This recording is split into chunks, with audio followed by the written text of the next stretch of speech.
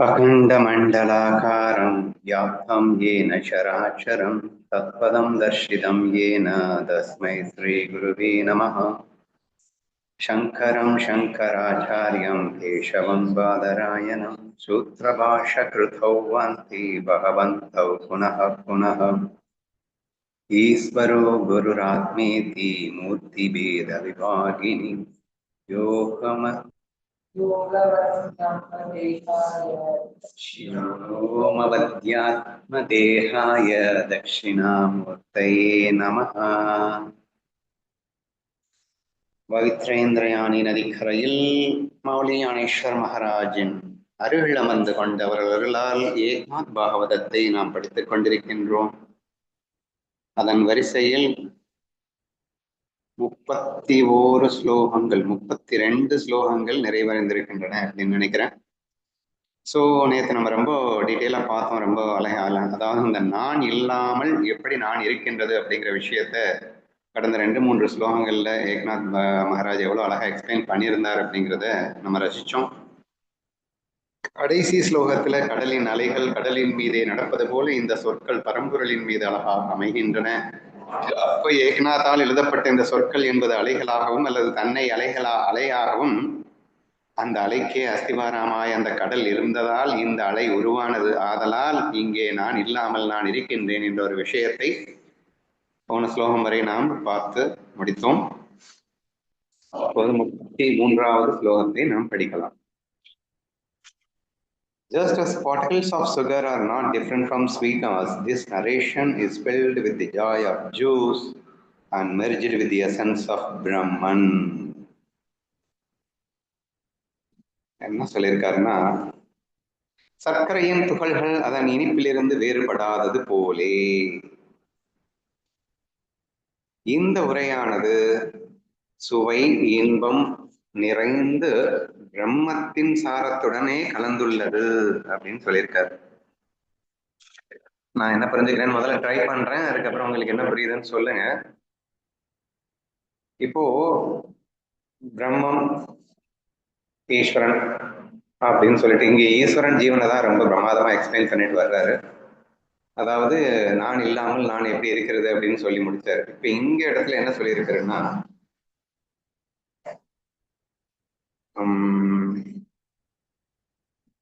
சர்க்கரையின் துகள்கள் அதன் இனிப்பிலிருந்து வேறுபடாதது போல. இப்ப ஈஸ்வரன் இருக்கான்னா ஈஸ்வரனுடைய துகள்களாக ஜீவன் இருக்கின்றான் என்பது போல் நான் காண்கிறேன். அதாவது இப்போ 1 கிலோ சுகர்ல எக்கச்சக்கமான குட்டி குட்டியா சர்க்கரை துகள்கள்னு சொல்லலாம் இல்லையா? அத அந்த மாதிரி இருக்கும் எக்கச்சக்கமா. இப்ப நீங்க இன் டோட்டலா அந்த 1 கிலோ சர்க்கரையை டோட்டலா எடுத்து பார்த்தீங்கன்னா அதுக்கு பேரு ஈஸ்வரன் பேரு, சரஸ்வதி தேவின்னு பேரு என்னன்னா வச்சுக்கோங்க, கண்ணன்னு பேரு. சரியா? அதுல இருக்கக்கூடிய குட்டி குட்டி துகள்களையா கையில பிடிச்சுக்கிட்டு பாத்தீங்க அப்படின்னா அதுக்கு ஜீவன் பேரு. இங்க நம்ம முதல்ல சொல்லிட்டேன், ஜீவன் சரணாகத நிலையில் இருக்கின்றான் அப்படின்னு சொல்லிட்டேன். சரியா? இப்போ பிரிச்சு காட்டணும், ஆனா பிரியலன்னு புரிய வைக்கணும். இதுதான் ஏக்நாத் மகாராஜோடைய எய்மா இருக்கு. அப்படிங்கிறப்போ அந்த சர்க்கரை துகள்களுடைய ஒட்டுமொத்த கலவையாக அது ஈஸ்வரனாகவும் சர்க்கரை துகள்களை ஜீவனாகவும் நீ கண்டால் ஈஸ்வரனும் ஜீவனும் வேறு வேறா ஒன்றா?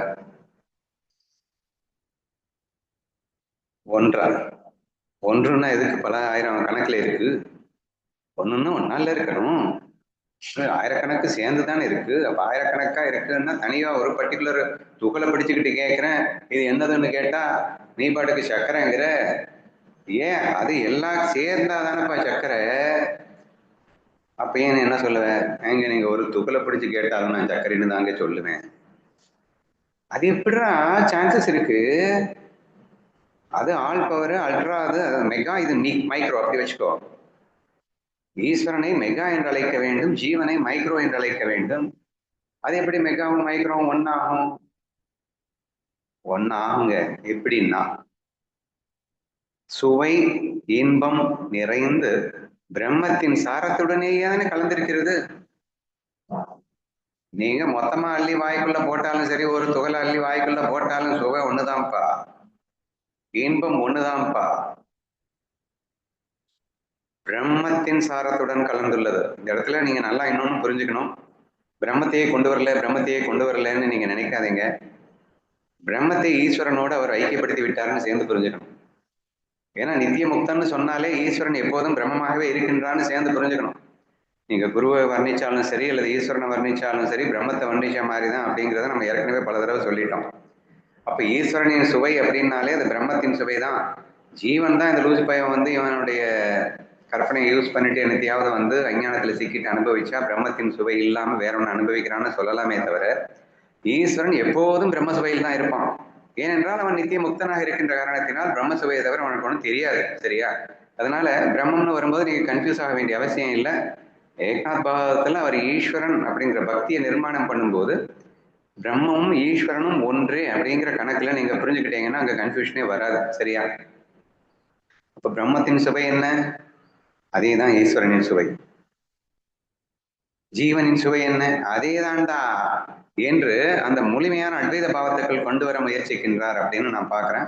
ஸோ இப்ப இந்த கிரந்தத்தை எழுதியிருக்கின்றார். இப்ப கிரந்தம் எழுதும் போது ஒரு ஸ்லோகமும் ஒரு துகளா கூட நீ வச்சுக்கோங்க. சர்க்கரையின் துகள்கள் போன்று இந்த கிரந்தம் அமைந்திருக்கின்றது. இந்த கிரந்தம் அமைந்திருக்கிறது நான் எழுதிட்டேன் அப்படிங்கிறதுக்காக நானா எழுதுனேன்? அது ஈஸ்வரனே தான் எழுதியிருக்கின்றார். அப்போ ஜீவனாக அது வலம் வரும்போதும் உண்மையில் ஈஸ்வரனே இங்கே ஜீவனாக வலம் வந்து அனைத்து செயல்களையும் செய்து கொண்டிருக்கின்றார். ஏனென்றால் ஜீவன் தான் இப்போ சரணாகதி பண்ணிடுச்சு. ஸோ தேர்ஃபோர் இந்த இடத்துல நீ வந்து பிரிக்க முடியாதுங்கிற, அதாவது ஜீவனாக பிரிந்திருந்த போதும் ஜீவன் தனி व्यक्ति கிடையாது, அது ஈஸ்வரன் தான் என்று புரிய வைக்க முயல்கிறாரோ என்று எனக்கு தோன்றுகிறது. சரியா? சர்க்கரையின் துகள்கள் அதன் இனிப்பிலிருந்து வேறுபடாதது போலே இந்த உரையானது சுவை இன்பம் நிறைந்து பிரம்மத்தின் சாரத்தோடையே கலந்துள்ளது என்று விளக்கியதன் வாயிலாக நான் புரிந்து கொள்ள முயற்சிப்பது இதுதான். அப்போ ஜீவன், அதாவது நம்ம என்ன நினைக்கிறோம்னா, எனக்கு பிடிக்காதவங்க எனக்கு வேற சுவையை கொடுக்குறாங்க, எனக்கு பிடிச்சவங்க வேற சுவையை கொடுக்குறாங்க, எனக்கு நல்லது நடக்கும்போது ஒரு சுவையா இருக்கு, எனக்கு கெட்டது நடக்கும்போது ஒரு சுவையா இருக்கு. நீ என்னது, ஜீவனின் சுவை வந்து எப்படி பிரம்ம சுவையாக இருக்க முடியும்? அது வந்து டிஃப்ரெண்டா இல்ல இருக்கு, அப்படியே ஆப்போசிட் எல்லாம் வேற இருக்கு. சர்க்கரையின் துகள் என்பது அது ஒரே மாதிரி இருக்கும். அதனாலே சர்க்கரையின் துகள்மும் சர்க்கரையும் ஒன்றுன்னு சொன்னா புரியுது. ஜீவனும் ஈஸ்வரனும் எப்படிப்பா ஒன்னாக முடியும் என்று உங்களுக்கு தோன்றலாம். அது இந்த டவுட் எங்கிருந்து வரும் நல்லா யோசிச்சு பாருங்க. நீ ஈஸ்வரன் ஐக்கியப்படாத நிலையிலிருந்து பார்த்தீங்கன்னா இந்த டவுட் கண்டிப்பா வரும். ஈஸ்வரன் ஐக்கியமான பக்தன் போய் கேட்டீங்கன்னா அவனுக்கு இந்த டவுட் வராது. எல்லாத்தையும் பிரசாதமா பாக்குற அவனுக்கு வேதம்னு பார்க்க முடியுமா? உச்சகட்ட சோகமான ஒரு விஷயமும் அவனுக்கு பிரசாதம் தான், உச்சகட்ட சுகமான விஷயமும் பிரசாதம் தான், பயங்கர கசப்பும் பிரசாதம் தான், பயங்கர இனிப்பும் பிரசாதம் தான். ஏன்னா அவன் ஈஸ்வரனை அனுபவிக்கின்றான், பிரம்மத்தை அனுபவிக்கின்றான். பிரம்மம் எடுத்துக்கொண்ட வேஷம் அப்படிங்கிறது சும்மா வெளிப்பாடு தான். ஆனா வெளிப்பாட்டில் உண்மையில் எதுவுமே இல்லை. கசப்புங்கிறது இல்லவே இல்லை, இனிப்புங்கிறது இல்லவே இல்லை, அதெல்லாம் சும்மா எக்ஸ்பிரஷன் தானே. ஆனா எக்ஸ்பிரஸ் எது பண்ணிட்டு இருக்குன்னா அந்த பிரம்ம உணர்வு இல்லவா எக்ஸ்பிரஸ் பண்ணிட்டு இருக்கு அப்படின்னு பக்தன் பாக்குறான் அப்படிங்கிறான் நான். சரியா? அப்போ ஏன் பக்தனுக்கும் இந்த சாதாரண இந்த பக்தன் சரணாகதி அல்லாதவங்களுக்கு இந்த டிஃபரன்ஸ் வருது? ஏப்பா நான்லாம் எடுத்துக்க மாட்டேன்ப்பா, ஈஸ்வரனுடைய சுவையும் ஜீவனுடைய சுவையும் ஒன்னா, சான்ஸே இல்லை. அது எப்படி ஜீவனுடைய சுவை ஒன்னா இருக்க முடியும்? நம்ம போன சண்டே டிஸ்கஸ் பண்ணோம், பிரம்ம உணர்வும் மன உணர்வும் ஒன்றா அப்படின்னு மாதிரி டிஸ்கஸ் பண்ணினோம். சரியா? இன்னும் மன உணர்வு அது லூசத்தனமான உணர்வு, அது பிரம்ம உணர்வு சத்திய உணர்வு. மன உணர்வு போயிட்டு பிரம்ம உணர்வோட ஈக்குவேட் பண்றீங்களே அப்படின்னு கேட்கணும்னு தோணும். எது வரைக்கும் அப்படின்னா நீ உன்னை உணராத வரைக்கும். நீ உணர்ந்துட்ட அப்படின்னா அந்த மனசுலயே எது படுது, பிரம்ம உணர்வு தான் பட்டு பிரதிபலிச்சுக்கிட்டு இருக்கு. மனசு வெளிப்படுத்துகிற எல்லா உணர்வும் பிரம்ம உணர்வு தவிர ஒரு மண்ணாகட்டி உணர்வா இருக்க முடியாத உணர்வுனாலே பிரம்ம உணர்வு தான்டா.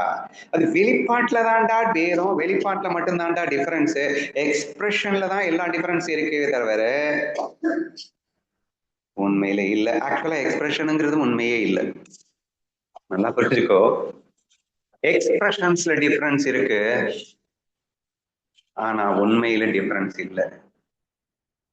எக்ஸ்பிரஷன்ஸோ உண்மையே இல்லை. அப்ப எக்ஸ்பிரஷன்ஸ்ல டிஃபரன்ஸ் இருக்கு அப்படின்னு சொல்லிட்டா டிஃபரன்ஸ் இருக்குன்னு நீ நினைச்சிடக்கூடாது. ஏன்னா எக்ஸ்பிரஷன்ங்கிறது உண்மையே இல்லையே. அப்ப டிஃபரன்ஸ் இருக்கு அப்படின்னு சொல்றதுல அர்த்தமே இல்லையே என்று நாம் புரிந்து கொள்ள முயற்சித்தால் நமக்கு இதுக்கு விடை கிடைக்கும் அப்படின்னு நீங்க புரிஞ்சுக்கணும். சரியா? அப்ப அவர் எந்த நிலையில் இருக்கிறார்? முழுமையான சரணாகத பாவத்தில் இருந்து கொண்டு எழுதுகிறார். அவருக்கு என்ன தோணுது? சர்க்கரையின் துகள்களிலே ஒரு துகளாக தான் இருப்பதாக அவருக்கு தோணுகிறது. அப்போ இவர் இந்த உரையை எழுதும் போது நான் எழுதுறேன்ற ஃபீலிங்ல எழுதல, ஈஸ்வரன் விட்டு அவர் தனியா பிரிஞ்சே வரல, அவர் எழுதிட்டாரு. அது சுவை இருக்கிறது, இன்பம் இருக்கிறது. அதெல்லாம் 100% என்ன சுவையாகவும் என்ன இன்பமாகவும் இருக்க முடியும்?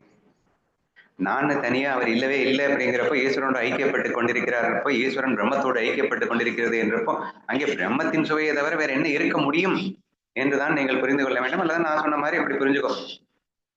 மன உணர்வு அப்படிங்கிறது தனியா இல்லவே இல்லை. ஏன்னா மனசுக்கு உணர்வே இல்லை, மனசு ஒரு ஜடம். அப்ப பிரம்மணர்வு தான் அதுல பட்டு எக்ஸ்பிரஷன் பண்ணிட்டு இருக்கு. அப்படிங்கிறப்போ ஜடத்தை போயிட்டு நீ பார்த்துட்டு ஜடம் டிஃப்ரெண்டா இருக்குன்னு சொன்னா ஏதாவது how could you differentiate between when there is no feelings at all? அதுல என்ன டிஃபரன்ஸ் இருக்க முடியும்? வேஷங்கள் கொடூரமா இருக்கு, வேஷங்கள் ரொம்ப அற்புதமா இருக்கு, என்ன வேணா இருந்துட்டு போட்டுண்டா, அது வேஷம் தானே. அது கொடூரமா இருக்கு சொல்லி என்ன பிரயோஜனம்? அதான் இல்ல என்ன அழகா இருக்கு பாத்தியா? டே அதெல்லாம் இல்லடா, இருக்கின்ற அந்த ஒரே பிரம்ம உணர்வு மட்டும் தானே இப்படி விதவிதமாக வெளிப்பட்டு கொண்டிருக்கிறது. வெளிப்பாட்டிலே வேதம் இருக்கின்றது என்பதாய், ஆனால் வெளிப்பாடே இல்லையே, சாரி உண்மை இல்லையே, தோற்ற மாத்திரமாகத்தானே வெளிப்பட்டு கொண்டிருக்கிறது, அது உண்மையாக வெளிப்படவில்லையே என்றெல்லாம் நாம் ஆய்வு செய்து பார்த்தால் அந்த அத்வைதத்தோடு நாம் இணக்கி கொண்டால்தான் இந்த பக்தி சித்தாந்தம் எவ்வளவு அழகா புரியுது பாரு. அத்வைதத்தை நம்ம புரிந்து கொள்ளும் போது, ஏன்னா இந்த பக்திங்கிறது சாதாரண பக்தி அவர் சொல்லிட்டு இருக்காரு, பக்தன் பகவானை பிரிக்காமல பேசிட்டு இருக்காரு, பிரிக்காம ஆனா பிரிச்சு காட்டணும்னு காட்டிட்டு இருக்காரு என்ற அடிப்படையில் நாம் காணும் போது, முதலில் கடலும் மலையும் என்று பிரிக்காமல் பிரித்தார், இப்போது சர்க்கரையும் சர்க்கரை துகள்களும் என்று பிரிக்காமல் பிரித்து காட்டி பக்தனும் பகவானும் இப்படித்தான் இருக்கின்றார்கள், பகவானின் அதே சுவையைத்தான் பக்தன் அனுபவிக்கின்றான் என்பது போன்று இந்த ஸ்லோகம் அமைந்திருப்பதாக நான் காண்கின்றேன். Anything more to add? நீங்க சொல்லுங்க. சர்க்கரை அப்படிங்கிறதே ஒரே ஒரு கல்கண்டை பிரேக் பண்ணா சின்ன சின்ன துகளா ஆறுதுதான். அப்படிங்கும் போது அந்த பெருசா இருக்கிறதுலோட இதுதான் சின்னதா இருக்கு. அப்படிங்கும் போது ரெண்டுமே வேற வேறையா இருக்கவே முடியாது. இப்ப நம்ம கடல்ல சொல்றோம் இல்லையா, ஒரு சொம்பு தண்ணியை கொண்டு போய் நம்ம லேப்ல கொடுத்தாலும் அதே ஆட்ரிபியூட்ஸ் தான் இருக்கும் அப்படின்னு சொல்லி, அதே மாதிரி சர்க்கரையும் சர்க்கரை துகள்களும் கல்கண்டும் சர்க்கரை துகள்கள் அப்படின்னு இதை எடுத்துக்கலாம். மெயினா உரையானது சுவை இன்பம் நிறைந்து, அதாவது அந்த ஈஸ்வரனோட சுவை என்னமோ அதே சுவைதான் பிரம்மத்தின் அந்த சாரத்தோட கலந்திருக்கு. பட் இது நம்ம அதோட டிஃப்ரெண்டா உணர்ச்சிகளா வெளிப்படுது அப்படின்னா அது பிரதிபிம்பம் அப்படின்னு சொல்லிக்கலாம். சுகரால நம்ம பண்ணக்கூடிய லட்டு, சுகரால பண்ணக்கூடிய அல்வா, சுகரால பண்ணக்கூடிய அப்படின்னு டிஃப்ரெண்டா எக்ஸ்பிரஷன்ஸ் இருந்தாலும் அதுக்குள்ள இருக்கிறது என்னன்னா சுகர் தான். இந்த ஒரு முட்டாய்க்காரன் தெரு வழியா எடுத்துட்டு போவான்னா குச்சி வச்சுட்டு அவன் கலர் கலரா வாட்ச் பண்ணி கொடுப்பான், அப்புறம் பொம்மை பண்ணி கொடுப்பான், அந்த மாதிரி எல்லாம் பண்ணி கொடுப்பான்.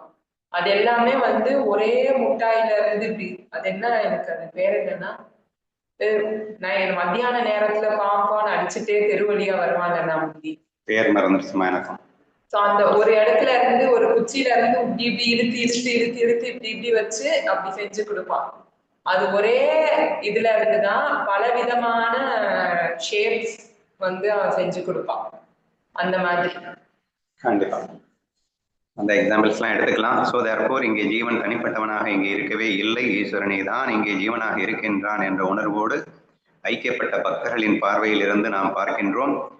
ஐக்கியப்படாமல் இருந்துட்டா மட்டும்,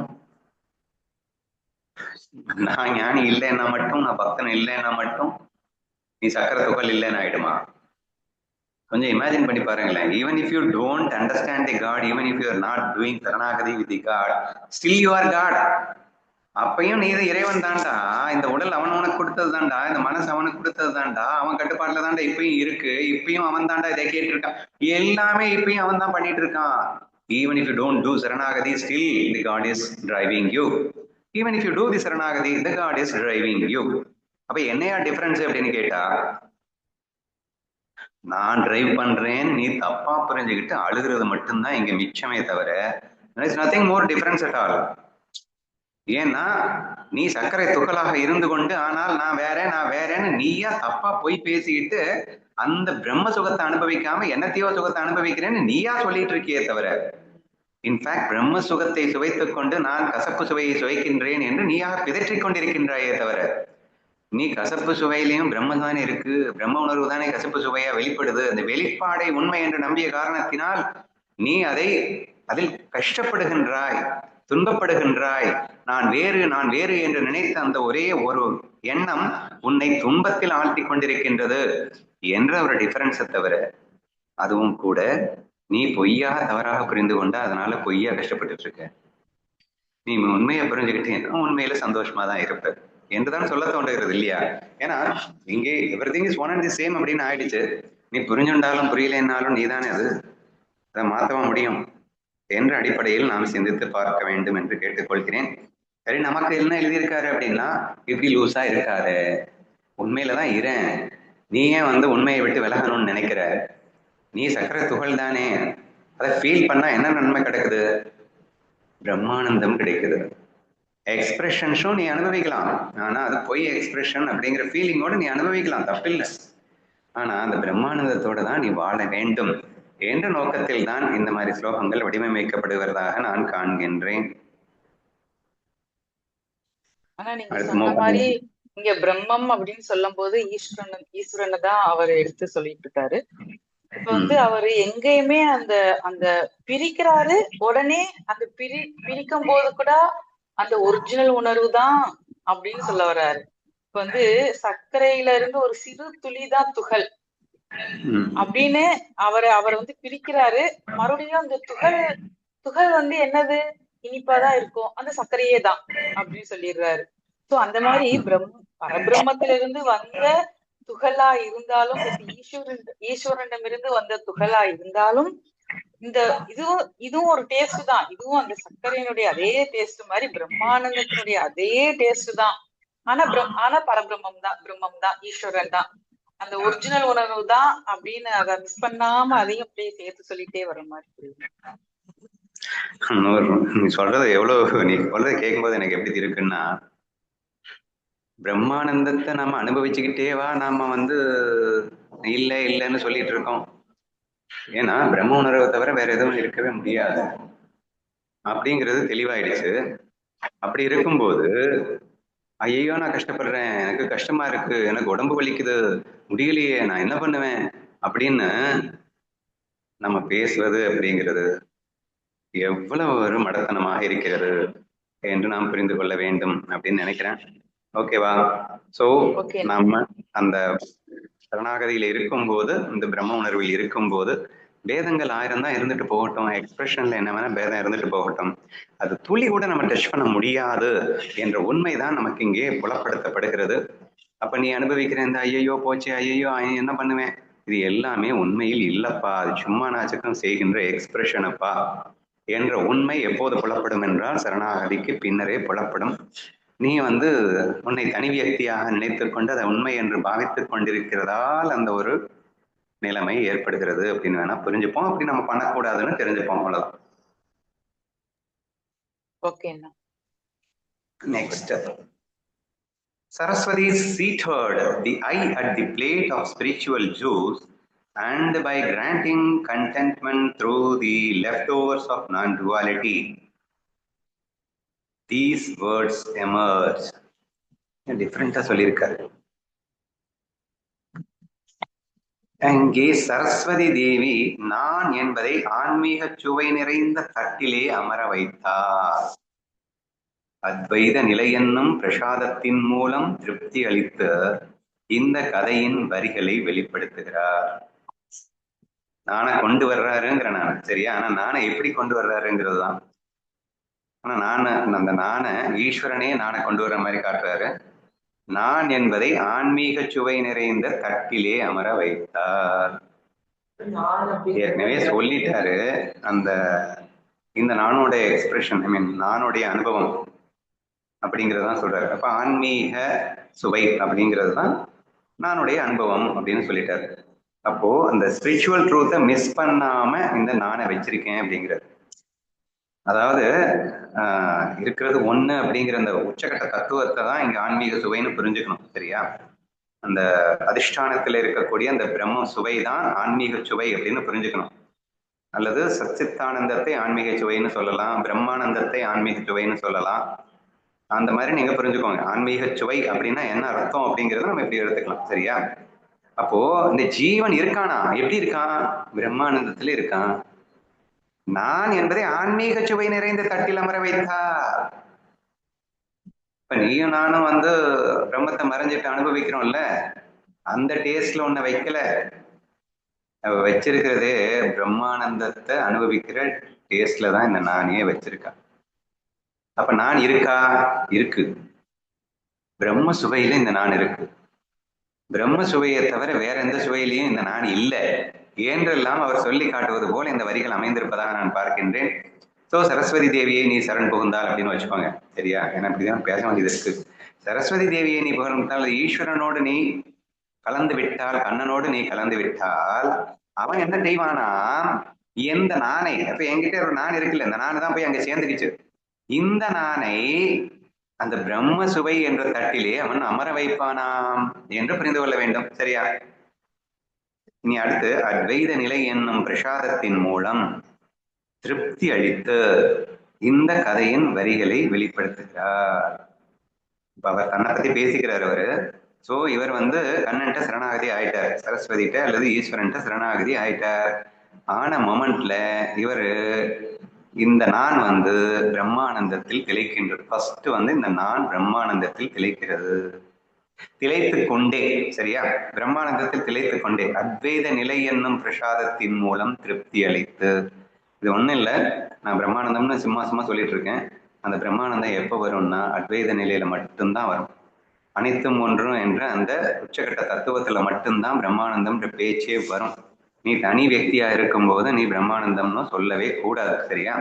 அப்ப அந்த பிரம்மானந்தம் அப்படிங்கிறத பிரசாதம்னு சொல்றாரு. அது எப்ப வரும்? அத்வைத நிலை என்னும் பிரசாதத்தின் மூலம் திருப்தி அளித்து. சோ இது வரைக்கும் முதல் 3 வரிகளைத்தான் இன்னும் அழகா எக்ஸ்பிளைன் பண்றாருன்னு புரிஞ்சுக்கணும். சரியா? ஆன்மீக சுவை நிறைந்த தட்டில் அமர வைத்தால் அப்படின்னா உங்களுக்கு புரியாது இல்லை. அப்படின்னா என்ன அப்படின்னு யோசிக்க ஆரம்பிப்பீங்க. அதை நான் ஏன்டா உங்களை யோசிக்க விடுறேன், அதையும் நானே சொல்றேன் பாரு அப்படின்னு சொல்லிட்டு, ஆன்மீக சுவை அப்படிங்கிறது வேற ஒண்ணும் இல்லை, அத்வைத நிலையைத்தான் ஆன்மீக சிதை என்று சொன்னேன். அத்வைத நிலை என்னும் பிரசாதத்தைத்தான் ஆன்மீக சுவை என்று சொன்னேன். அது வேற லெவல் திருப்தியை கொடுக்கும். ஏன்னா அதை விட அதுதான் அல்டிமேட் அப்படிங்கிறப்போ அது திருப்தி தராதுன்னு சொல்ல முடியாது. சோ அந்த ஸ்டேட்ல இருந்து கொண்டு இந்த கதையின் வரிகள் எழுதப்பட்டன. சோ இது என்ன ஸ்டேட்ல இருந்து எழுதப்பட்டதுன்றதை புரிஞ்சுக்கணும். சொன்ன இந்த ஈஸ்வரனே தான் எழுதியிருக்கான் அப்படின்றத பல தடவை சொல்லிட்டாரு அவரு. ஆனாலும் இந்த நான் தான் எழுதினேன் அப்படிங்கறத சொல்லிட்டாரு. சொன்னாரா சொல்லலையான்னு எனக்கு தெரியும். நான் அப்படிங்கிற ஒரு வார்த்தையை யூஸ் பண்ணிட்டாரு. இந்த நானை பிரம்மானந்தம் அப்படிங்கிற தட்டுல ஈஸ்வரன் உட்கார வச்சானா. இந்த ஏகநாத்தை கொண்டு போயிட்டு பிரம்மானந்தம் அப்படிங்கிற அத்வைத ஆனந்த நிலையில உட்கார வச்சாராம். உட்கார வச்சு இந்த கதையின் வரிகளை அவர் எழுதிட்டாராம். அத்வைத ஆனந்தத்தில் இருந்து பிரம்மானந்தத்தில் இருந்து நான் எழுதினேங்கிறாரு. இப்ப பிரம்ம எழுதிச்சா நான் எழுதிச்சா அப்படின்னு கேட்டா நீ என்ன சொல்லுவ? சொல்ல சொல்ல முடியாது. நீங்க பிரம்மே தான் நானா இருக்குன்னு சொல்லிட்டு அந்த நான் எழுதிச்சு அப்படிங்கிறாரு. இப்ப ஏக்நாத் எழுதினாரா பிரம்மம் எழுதிச்சா? ஏக்நாத் வேற பிரம்மம் வேற என்னதானே நான் ஏக்நாத் எழுதினாரா பிரம்மம் எழுதிச்சான்னு சொல்ல முடியும். இவர் சொல்லிட்டாரு தெளிவா, நான் தான் எழுதினேன். ஆனா எப்படி எழுதினேன் தெரியுமா? பிரம்மத்தோடு ஐக்கியப்பட்ட நிலையில் இருந்து கொண்டு, பிரம்ம சுவையில் இருந்து கொண்டு, பிரம்மானந்தத்தில் இருந்து கொண்டு நான் எழுதினேன் அப்படின்னு சொன்னா, அவர் பிரம்மமாக இருந்து கொண்டு எழுதினார் அப்படின்னு சொல்லும் போது ஏக்நாத் எழுதினாரா அப்படின்னா ஏக்நாத் பிரம்மமாக மாறி எழுதினார் அப்படின்னு சொல்றதுக்கு பிரம்மமே எழுதினார். நான் என்பது இல்லாத இடத்தில் நீ என்பது எங்கே இருக்க முடியும். அதே மாதிரி இங்க நான் எழுதுனேன் நீ எழுதுன அப்படிங்கிற பேதம் அப்படிங்கறது இங்க இல்லாம போயிடும். கண்டிப்பா நான் எழுதுறேன்னு சொல்ல முடியாது, நீ எழுதுனேன்னு சொல்ல முடியாது இல்ல. சோ அந்த மாதிரி இந்த கிரந்தம் அப்படிங்கிற கதையின் வரிகளை வெளிப்படுத்தி இருக்கிறாள் அப்படின்னு சொல்லிட்டு இங்கேயும் கூட இந்த கிரந்தத்தை நான் எப்படி உருவாக்கி இருக்கின்றேன் என்று அந்த அத்வைத தத்துவத்தோடு அவர் நிரூபித்திருக்கின்றார் என்று எனக்கு புரிகிறது. வேற ஏதாவது ஆட் பண்றதுக்கு இருக்கான்னு சொல்லுங்க.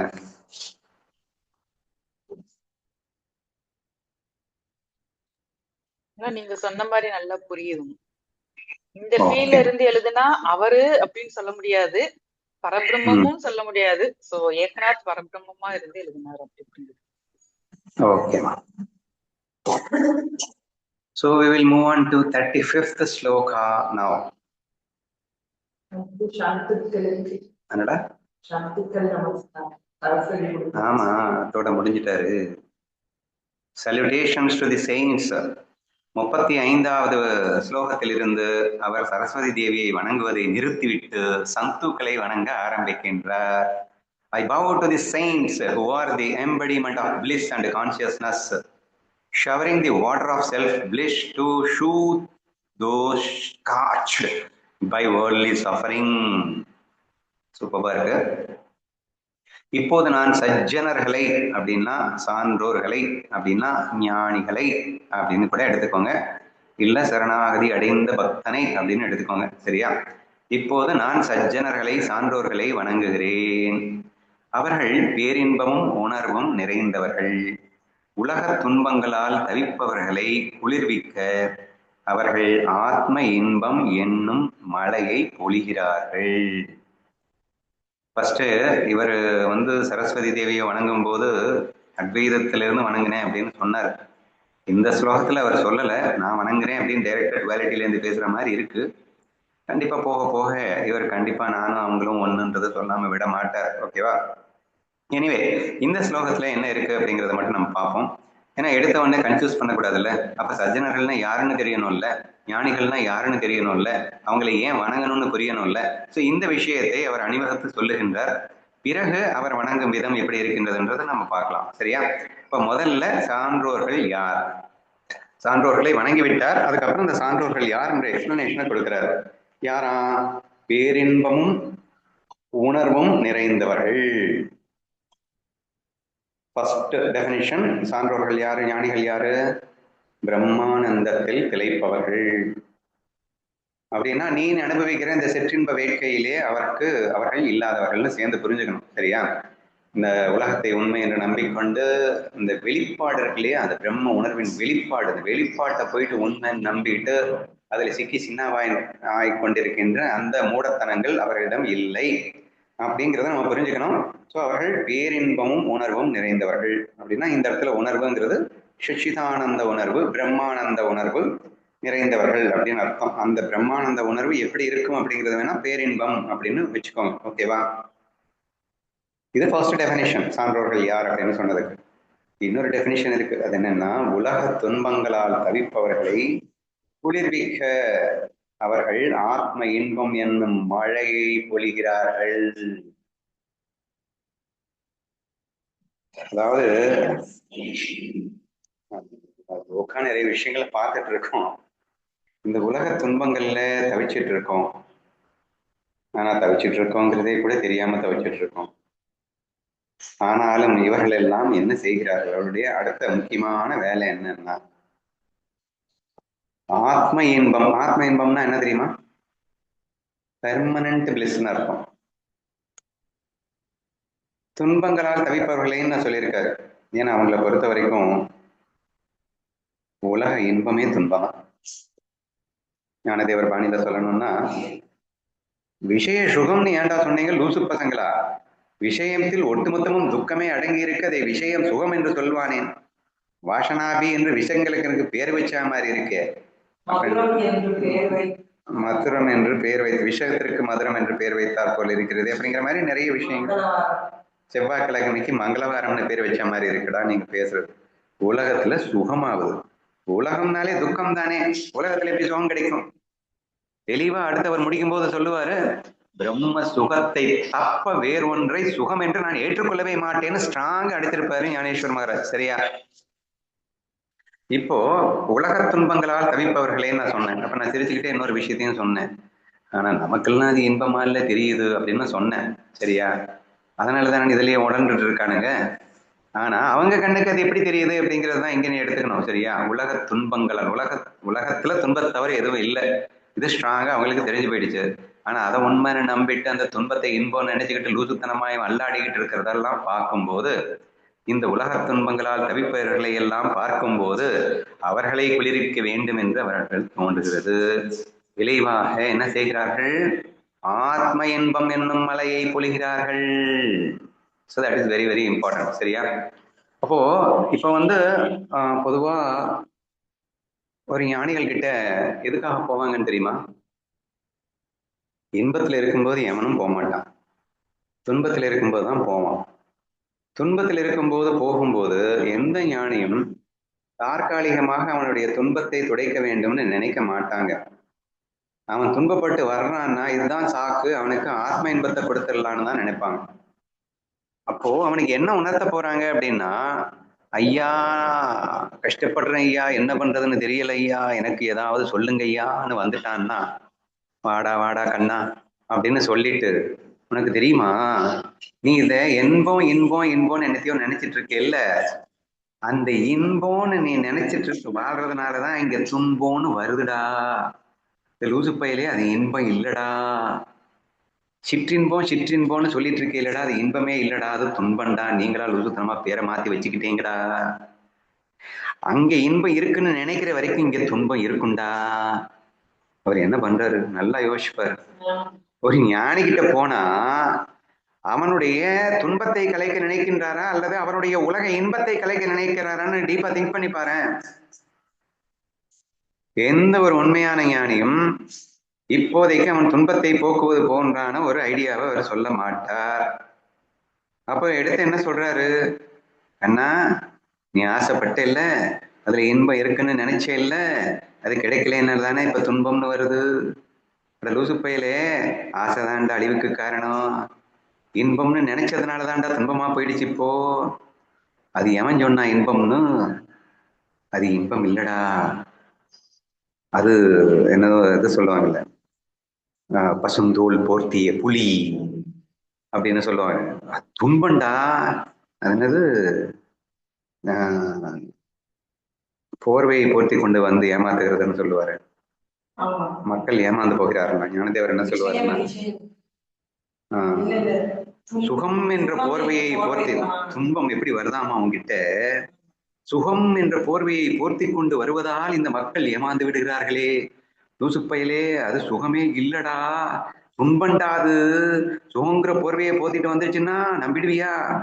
புலிடாது, பசுந்தோல் போத்திட்டு வருதுடா, அதை போயிட்டு பசுன்னு நினைக்காதடா. இப்படிதானே ஞானிகள் சொல்லி கொடுக்குறாங்க.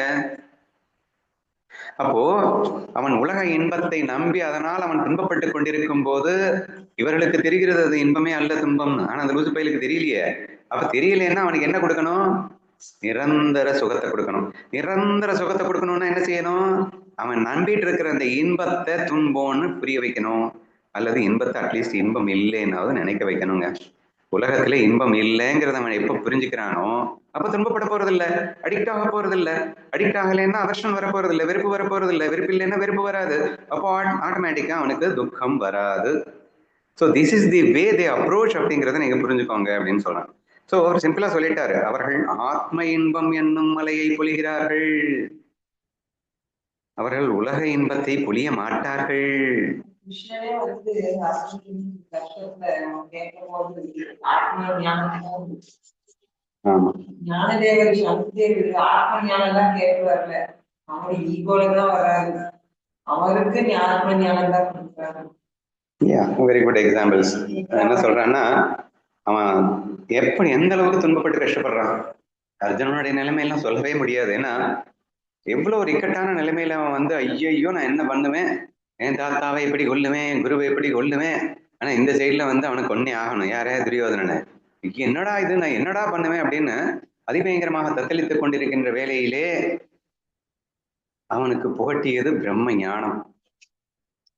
இன்னொரு எக்ஸாம்பிள் என்ன காட்டுறா? அவர் உச்சகட்ட அகங்காரத்திலே புலியின் மீது அமர்ந்து கொண்டு கருணாகத்தை கையில் ஏந்தி கொண்டு வருகிறார். அவருக்கு சங்கதேவ பிரசாஸ்தி என்று பிரம்மஞானம் அளிக்கப்பட்டது. சோ சஜ்ஜனர்கள், ஞானிகள் எப்போதும் உலக இன்பத்தை தருவதில்லை, உலக இன்பத்தை துன்பம் என்று உணர்த்தி அதிலிருந்து அவர்களை விடுபட்டு ஆத்மானந்தம் என்ற சச்சிதானந்தத்தை, பிரம்மானந்தத்தை, பேரானந்தத்தை அல்லது நிரந்தரானந்தத்தை, பெர்மனன்ட் பிளிஸை அவர்கள் கொடுக்கிறார்கள் என்று சொல்லி இருக்கின்றார். ஸோ இதை நம்ம என்ன புரிஞ்சுக்கணும் அப்படின்னா, நமக்கெல்லாம் லைஃப்ல சஜ்ஜனர்கள் கிடைச்சிட்டாங்க அப்படின்னு சொன்னா அதெல்லாம் எவ்வளவு பெரிய லக்கு தெரியுமா? ஈஸ்வரன் எல்லாம் கிடைக்க மாட்டாங்க. இவ்வளவு நேரம் ஈஸ்வரனை பத்தி பேசணும் தான், யார் இல்லைன்னு சொன்னது. ஆனா அந்த அவன் மறைமுகமாக இருந்து கொண்டுதான் நமக்கு அன்பு காட்டிட்டு இருக்காங்க. அவன் தான் எல்லாமே பண்ணிட்டு இருக்கான், மூச்சு காற்றா இருக்கிறது அவன் தான், அவன் இல்லைன்னா எதுவுமே இல்லதான். அலை கடல் இல்லாம இருக்க முடியுமா அப்படின்னு நம்ம சொல்ற வாஸ்தவம் தான்.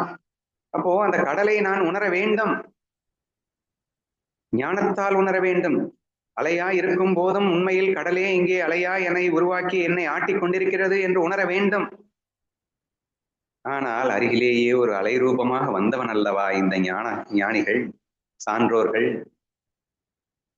நான் அலையை தனியாக தனி என்று நினைத்துக் கொண்டு அல்லல் பட்டு கொண்டிருக்கும் போது அந்த அலை வந்து என்னிடம் பேசுகிறது, கண்ணா கவலைப்படாதே, நீ யார் என்று நான் உணர்த்துகின்றேன்.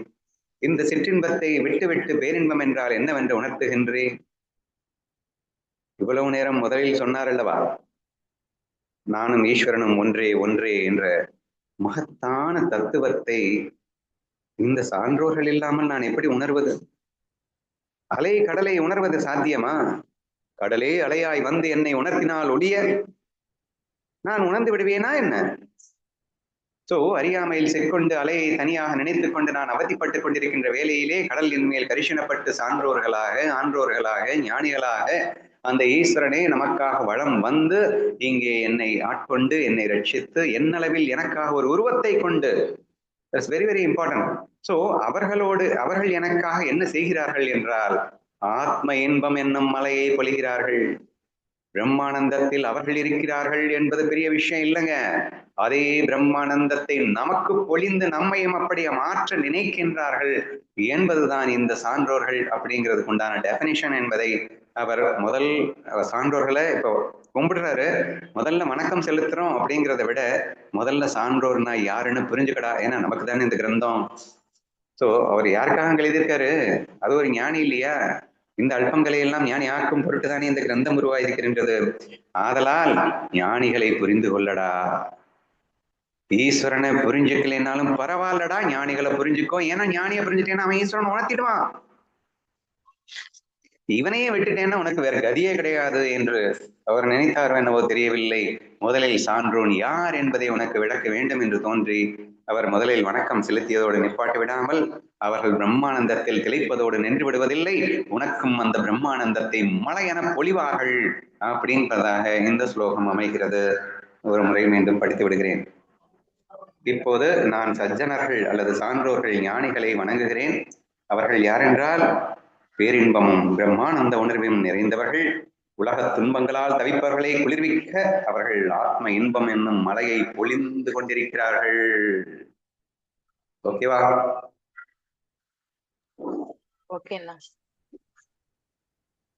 அடுத்து போயிடலாமா? They are the ornaments of consciousness, the beauty of divine knowledge, and the enchanting residence where God himself resides. இன்னும் அழகா அந்த ஞானிகள் யாருன்னு எப்படி அழகா வந்து வர்ணிக்கிறார் பாருங்களேன். அவர்கள் யார் தெரியுமா? பிரபஞ்ச உணர்வின் ஆபரணங்கள். அதுல வந்து 3 ஆழ்வார்கள் பேர் சொன்னாங்க. ஒருத்தர் வந்து விஷ்ணுவோட சங்கு, ஒருத்தர் வந்து விஷ்ணுவோட கத்தை, இன்னொருத்தவங்க என்ன சொன்னீங்க சுதாக்கா? அந்த மாதிரி சஜ்ஜனர்கள் எல்லாமே ஆர்னமெண்ட்ஸ் ஆஃப் ஈஸ்வரா. சொன்னியாமா இன்னைக்கு பிரம்ம பிரபஞ்ச உணர்வின் ஆபரணங்கள் அப்படின்னு அந்த 3 ஆழ்வார்களை நீ வந்து சொல்லியாமே, படித்து காட்டு. இந்த 3 ஆழ்வார்கள் பெயரையும் அவர்களுடைய எந்தெந்த ஆபரணங்களாகவும் இருந்தார்கள் என்பதை லைட்டா படித்து காட்டு. பொய்கை ஆழ்வார், பூதத்தாழ்வார், பேயாழ்வார். பொய்கை ஆழ்வார் வந்து அந்த சங்குடைய அவதாரம். ராமாயணத்துல பரதன் வந்து சங்குடைய அவதாரம் தான். ஓகே. அடுத்தது பூதத்தாழ்வார், அவர் வந்து கதையினுடைய அவதாரம். அடுத்து பேயாழ்வார் வந்து கத்தி, பகவான்கிட்ட இருக்கிற அந்த கத்தியுடைய அவதாரம். இந்த ஆழ்வார்கள் எல்லாம் வந்ததே இந்த அந்த அந்த பெருமாளுடைய அவருடைய ஆபரணங்கள் தான் ஃபுல்லா வந்து நமக்கு பக்தினா என்ன அப்படின்னு எடுத்து நமக்காக காட்டுறதுக்காகவே வந்திருக்காங்க. Okay okay. அன்னமாச்சாரியா அந்த அவங்க ஸ்டோரியில கூட பகவானோட கத்தி தான் அன்னமையாவா வந்து பெருத்து எடுப்பாங்க. ஓகே ஓகே சரி. ஓகே, இவள் முதல் வரிகள்ல பிரபஞ்ச உணர்வின் ஆபரணங்கள் என்று ஞானிகளை சொல்ல வேண்டும். ஃபர்ஸ்ட் பாயிண்ட், பிரம்ம வித்தையின் அழகு மற்றும் இறைவனே குடிகொள்ளும் வசீகரமான இல்லமாக திகழ்வார்கள். மொத்தம் 3 பாயிண்ட் கொடுத்திருக்காருமா, சரியா? இந்த ஸ்லோகத்துல ஞானிகளை வர்ணிக்கின்றார். முதல்ல வணக்கம் செலுத்தினாரு. அவர் வணக்கம் செலுத்துறதை விட ரொம்ப முக்கியமா அவருங்க அவங்க யாருன்றது நமக்கு உணர்த்துறதுக்கு ரொம்ப ஃபோக்கஸ் கொடுக்க ஆரம்பிச்சிட்டாரு. அதனால முதல்ல அவங்க தெரிஞ்சுப்போம். ஏன்னா தெரிஞ்சுக்கிட்டேன்னா ஆட்டோமேட்டிக்கா நீ வந்து வணங்கிடுவே இல்லை, நீ அவங்க கிட்ட சரண் ஆயிடுவே இல்லை. அப்போ நான் வணங்குறான் நம்ம அடிக்கடி சொல்லுவோம் கிருஷ்ணா ஃபீல்ல, கர்ணன் புரிஞ்சுக்கிட்டேன்னா சரணாகதி பண்ணாம இருக்கிறது தான்டா கஷ்டம். அவனுக்கு புரிஞ்சுக்காத வரைக்கும் தான் சரண்டர் கஷ்டம். நீ புரிஞ்சதுக்கு அப்புறம் சரணாகதி பண்ணாம இருக்கிறது கஷ்டம் என்று நம்ம சொல்லுவோம் அல்லவா? அப்படி ஏகநாதருக்கு தோன்றி விட்டது என்று நினைக்கின்றேன். அதனால சஜ்ஜனங்கள் ஆரம்பிச்ச உடனே அவங்களை புரிய வைக்கணும், அவங்கள யாருன்னு தெரிஞ்சுக்கோ என்ற ஒரு வேகத்தோடு அவர் ஆரம்பிக்கின்றார். இங்கே 3 பாயிண்ட்டுகள் சொல்லப்பட்டிருக்கின்றது. 1, பிரபஞ்ச உணர்வின் ஆபரணங்கள் என்று சொல்லியிருக்கின்றார். இதற்கு நீங்க அவதாரங்களாக நிறைய விஷயங்கள் கதைகள் வழியாக நீங்க சொல்லியிருக்கீங்க, அதுவும் இருக்கட்டும். வேற எப்படி புரிஞ்சுக்கலாம் அப்படின்னு நம்ம பார்ப்போம். ஆபரணங்கள்னா என்ன? அதுதான் அடுத்த வரியில் அவரே சொல்லிட்டாரு, பிரம்ம வித்தையின் அழகு அப்படின்னு. ஆபரணங்கள்னாலே அழகுன்னு சொல்லலாம் இல்லைங்க. இப்ப ஒரு பெண் இருக்கின்றாள் என்றால் பெண்ணே அழகுதான். ஆனால் ஆபரணங்களை அவள் சூட்டிக் கொள்ளும் போது அவருடைய அழகு இன்னும் 10 டைம்ஸ் அதிகரிக்கிறது என்று நாம் சொல்வதுண்டு, சரியா? பெருமாளுக்கே பகவானுக்கே வந்து அவன் வந்து அலங்கார பிரியன்.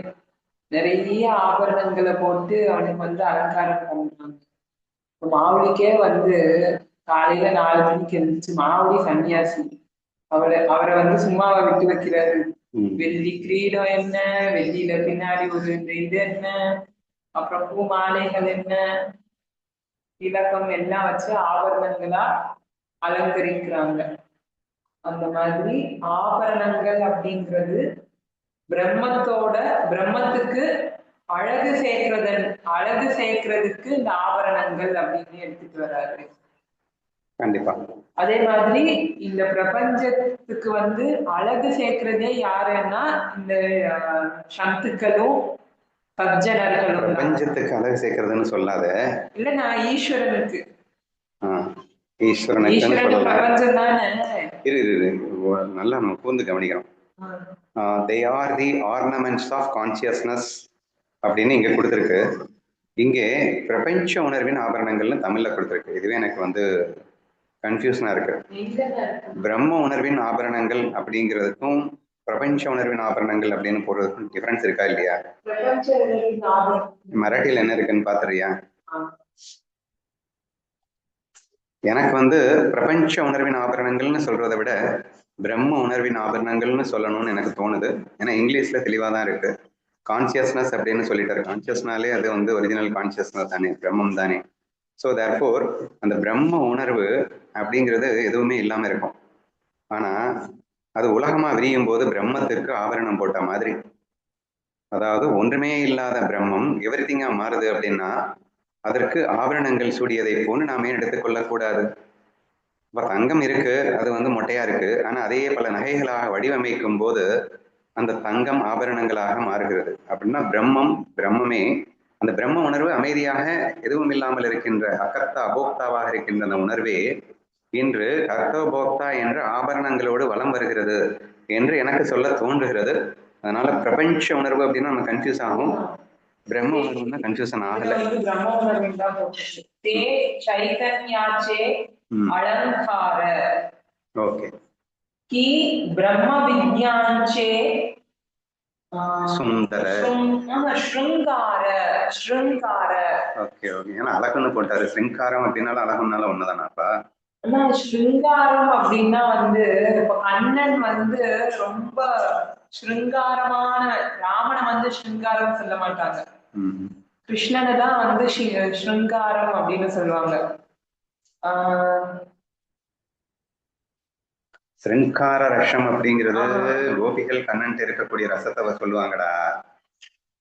இல்லனா ஸ்ருங்காரம் அப்படின்னாலே வந்து ஒரு சாமிங் அப்படின்னு சொல்லுவோம் இல்லையா, சாமிங். ஸ்ருங்காரம் அது இன்னும் ஒரு போக்கினஸ் மாதிரி. இப்ப வந்து ரீசெண்டா அந்த போக்கி பாய் அப்படி மாதிரி சொல்றாங்க இல்லையா, ஒரு போக்கினஸ் தான் இருக்கிறது. அப்படியா? ஆமா. பிரம்ம வித்தையின் அழகு நீங்க கொடுத்துருக்கீங்க, divine beauty of divine knowledge தான் கொடுத்துருக்கான் ஸ்ருங்காரத்துக்கு. இவர் என்ன தமிழ்ல விளக்கு கொடுத்திருக்காரு? மனோகர வசீகரம். ஈஸ்வராஞ்சே மனோகர நிஜ மந்திர நிவாசா. நிவாசா வீடாக திகழ்கிற, அதெல்லாம் கரெக்டா தான் இருக்கு. இங்க தமிழ்ல ஸ்ருங்காரத்துக்கு என்ன விளக்கம் இருக்குன்னு பாரு.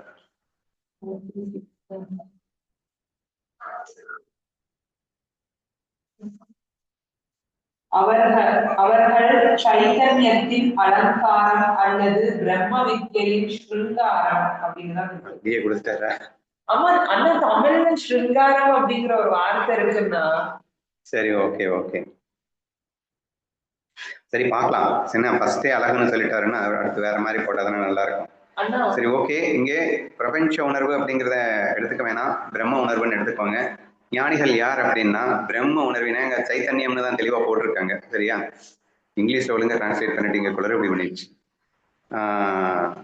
அவர்கள் பிரம்ம உணர்வின் ஆபரணங்கள் அப்படின்னு ஃபர்ஸ்ட் சொல்லிட்டாரு. அப்படின்னா என்ன?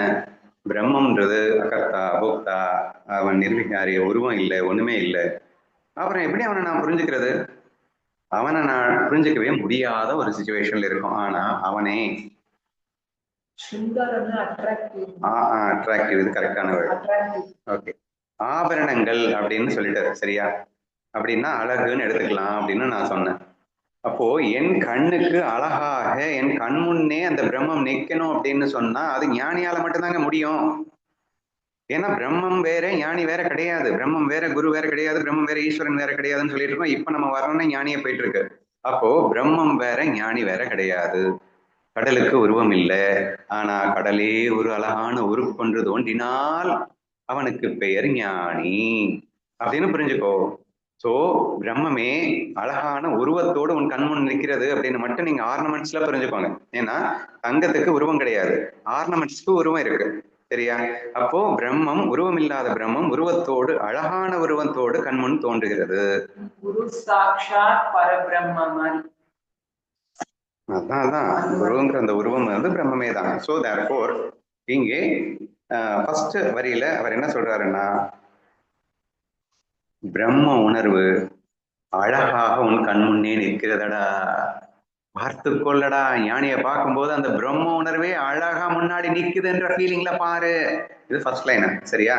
நெக்ஸ்ட் லைன், பிரம்ம வித்தையின் அழகு. அழகுங்கிறத சொன்ன மாதிரி இங்கிலீஷ்ல கரெக்டா டிரான்ஸ்லேட் பண்ணணும்னா அட்ராக்ஷன் சொல்லலாம்.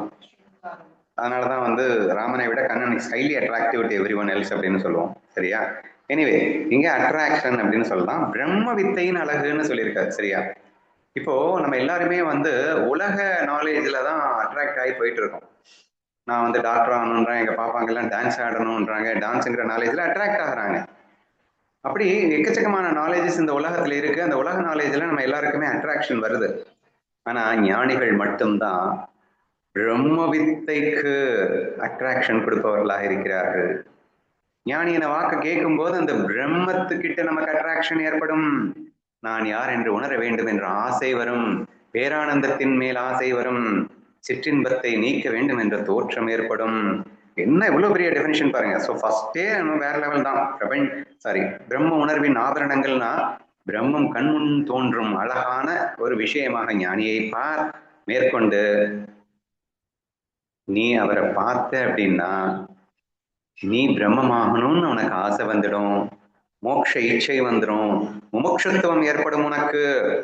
ஏன்னா அவர்கள் பிரம்ம வித்தைக்கு அழகு அப்படின்னு சொல்றத அட்ராக்ட் செய்வதாக இருக்கின்றார்கள் அப்படிங்கிற வார்த்தையை நம்ம போட்டுக்கலாம் அப்படின்னு நினைக்கிறேன்.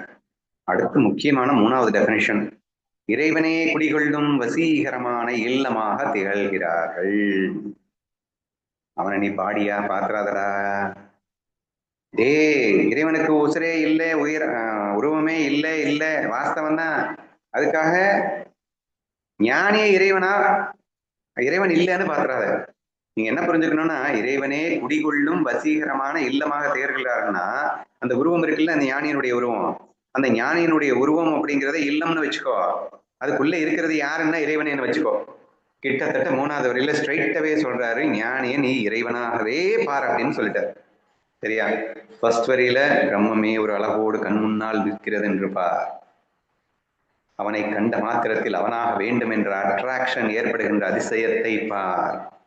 அவனை சாட்சாத் இறைவனாகவே பார்த்துவிடு அப்படின்னு சொல்லிட்டு, ஒரு ஞானியை நீ எப்படி காண வேண்டும், சான்றோர்கள் யார் அப்படிங்கிற விஷயத்தையும் நாம் அவர்களை எப்படி பார்க்க வேண்டும் அப்படிங்கிற விஷயத்தையும் மிக தெளிவாக இந்த 3 டெபினிஷன்ஸ் வழியாக 36வது ஸ்லோகத்தில் சொல்லி இருப்பதாக நான் காண்கின்றேன்.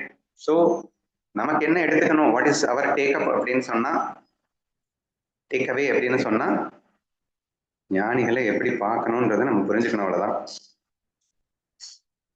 நம்ம லைஃப்ல இந்த மாதிரி ஒரு நபர்கள் இருந்தார்கள் அப்படின்னா, இப்ப எனக்கெல்லாம் நாராயண யாதவ் மகாராஜ் பார்க்கும்போது இந்த ஃபீல், அப்படி ஒரு லக்கி நமக்கு கிடைச்சிருக்காங்க அப்படின்னு சொன்னா அதை யூஸ் பண்ணிக்கோங்க. ஏன்னா இறைவன் உங்களால பார்க்க முடியாதுங்க, ஆனா இவங்களை பார்க்கலாங்க. இறைவனுக்கு உருவம் இல்லைங்க, ஆனா உருவத்தோடு வர்றாங்க ஞானிகள் வேஷத்துல. அப்ப ஞானிகளாக உருவெடுத்து கொண்டு வந்திருப்பது இறைவனேன்னு பார்க்கும்போது what kind of feel you are going to have? அந்த இறைவனே உனக்காக இருக்கின்றான்னு பார்த்தா என்ன ஃபீல் வரும் பாருங்க. இப்போ ஒண்ணும் இல்லை, இவரே எடுத்துப்போம். எந்த அளவுக்கு நமக்கு அந்த அந்த கேர் இருக்குல்ல, அது வேற லெவல் இருக்குங்க. எனக்கு ஆச்சரியமா இருக்கும். நம்ம என்ன அவர்கிட்ட பண்ணிட்டோம், அவருக்கு என்ன செஞ்சோம், நமக்கு ஒரு மண்ணும் புரியலையே, ஏன் நம்மளை இவ்வளவு கேர் எடுக்கிறாரு. ஒவ்வொரு தடவை போகும்போதும் எப்படி இருக்கு, எல்லாம் நல்லா போயிட்டு இருக்கா, ஏதாவது வேணுமா? ஆக்சுவலா அவர்கிட்ட ஒண்ணுமே இல்லை, இது வேற விஷயம். ஆனா அடுத்த செகண்ட் நம்ம கிட்ட கேட்கிற கேள்வி, உனக்கு ஏதாவது வேணுமா, அரிசி இருக்கா, பருப்பு இருக்கா, கோதுமை இருக்கா, மூட்டை மூட்டையா நான் உனக்கு அனுப்பி வைக்கட்டுமா, என்னங்க கரிசனை இது? So what a kind of care. Who is going to take now? God is going to take. இறைவன் காப்பாத்துவான் அப்படிங்கிறது எல்லாருக்கும் தெரியும் தான். ஆனா ஒரு உருப்பண்டு உன்னருகிலேயே வந்து உனக்கு என்ன வேண்டும் என்று கேட்கும் ஒரு அதிசயம் உனக்கு கிடைக்கும் என்றால் வேற என்னங்க வேணும் நமக்கு? சோ அந்த மாதிரி இறைவனே குடிகொள்ளும் வசீகரமான இல்லமாக அவர்கள் திகழ்கிறார்கள் என்று பார்த்தாய் என்றால் உனக்கு மற்றற்ற மகிழ்ச்சி ஏற்படும், அவர்களிடத்தில் மரியாதை ஏற்படும், அவர்களிடத்தில் சரணாகதமும் ஏற்படும், அவர்களாக மாறும் வித்தையும் வரும்.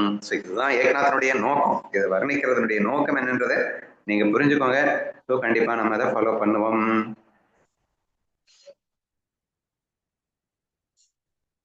டைம் ஆயிடுச்சுப்பா, போதுமா? வேற வெளியே போகணும். ஓகேவா?